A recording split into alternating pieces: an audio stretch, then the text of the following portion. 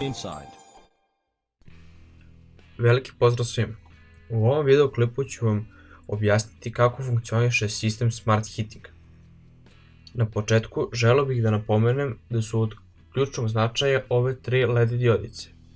Prva označava da je sistem priključen na napajanje, druga da je sistem za grejanje uključen i treća da sistem za grejanje zagrejava vazduh u prostoriji. Možemo da počnemo. Kao što vidimo, signalna diodica nam pokazuje da su priključili uređaj na napajanje. Sada ćemo se prijaviti na korisnički interfejs. Trenutno smo na stranici smartheatingazurewebsites.net. Unećemo korisničku ime i lozinku.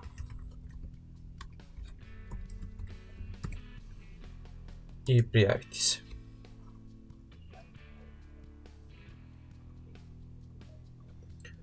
Sada možemo da vidimo da je trenutna temperatura unutar objekta 24 stepena, da je željena temperatura koju je korisnik postavio 20 stepeni, a da je spoljna temperatura 0 stepeni.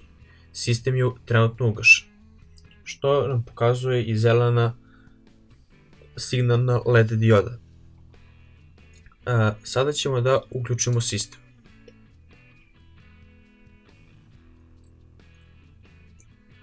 Kao što vidite, ubrzo nakon toga dobijemo i odgovor od sistema.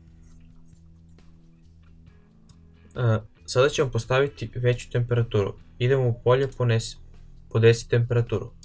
I onda ćemo recimo 27 stepeni. Unesi.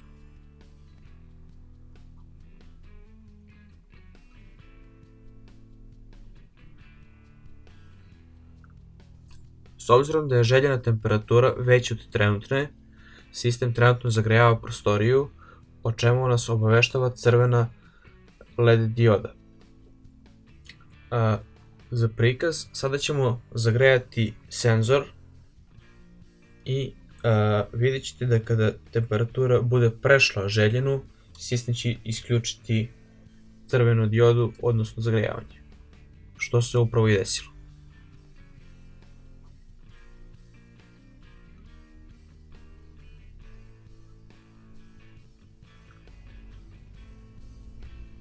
Na kraju ugasit ćemo sistem.